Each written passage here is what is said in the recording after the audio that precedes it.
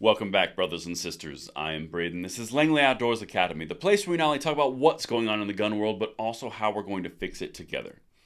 Now, the content that we're going to discuss tonight is something from CNN, because Dan Crenshaw, a representative from Texas, Republican, had to go on CNN and plead some mea culpas because he called 20 of his Republican colleagues terrorists.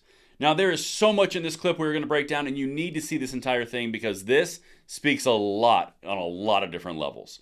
Everything is linked in the description box below per usual, and if you are new or returning viewer, please consider hitting that like button, subscribing to the channel, and turning the notification bell on. We need as many people as we can to get in the trenches with us so we can pass the blessing of the Second Amendment along to the next generation by fighting every single day.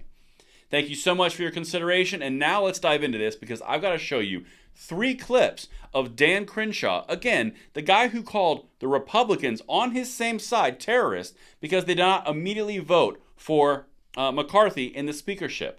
The 20 individuals who stood up against their own party, against the Democratic Party, against all the media establishment, and including the Republican establishment on Fox News. These people have a pair, but let's listen to what Dan has to say and why he obviously was okay with what he said. Check this out. This is crucial to understand. Disagree with it. You opened up with the whole terrorist comments. So I do have to address that. Please. Right? Look, things get heated and things get said. Obviously, to the people who took offense by that, it's pretty obvious that it's meant as a turn of phrase in the. It's a metaphor. It's in the context of intransient negotiations.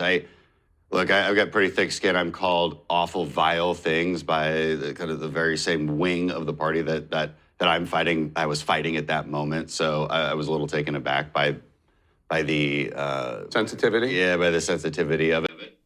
All right, so I'm going to lay a few things before I dive into that too deeply. I got a couple notes here. Keep in mind, the 20 individuals that he's referencing that were holding up the McCarthy vote are members of the House Freedom Caucus. They want to follow the Constitution. They're members of the Second Amendment Caucus. They want their rights not infringed.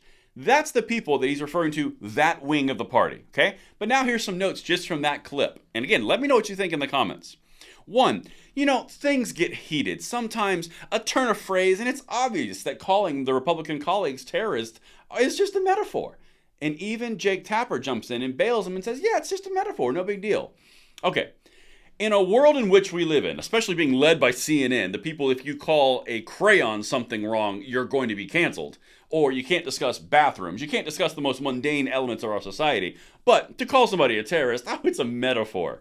Things get said in the moment. Yeah, no, you're a representative. Lock it down. That's the first thing.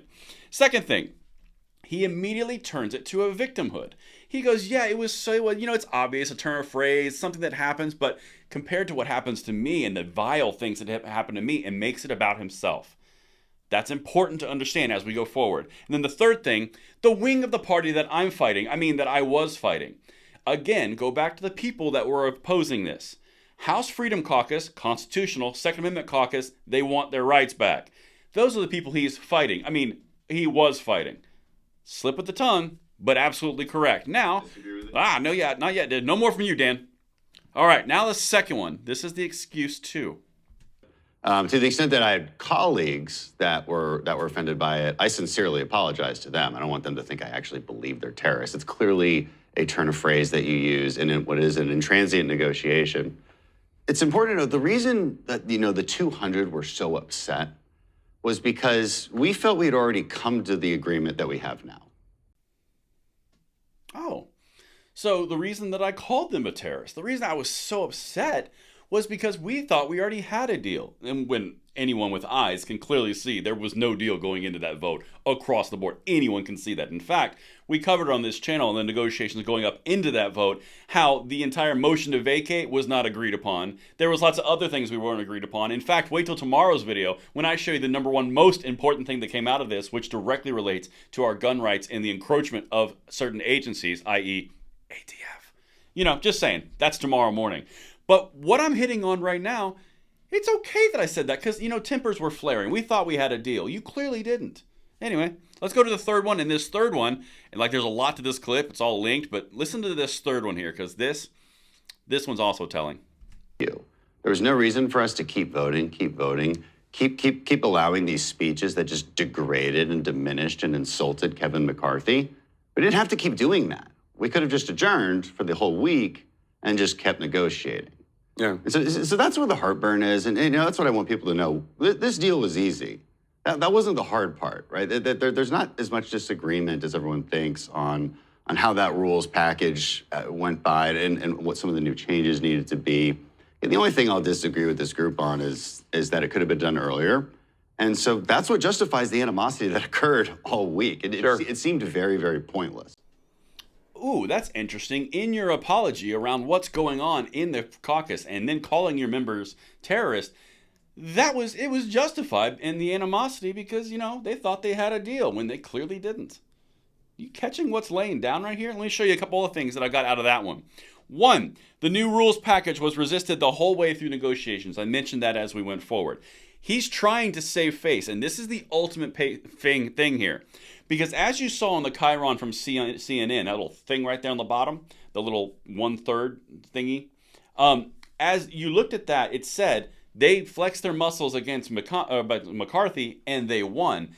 They're trying to save face in the establishment side because they lost their cool. They lost the vote and they lost the power.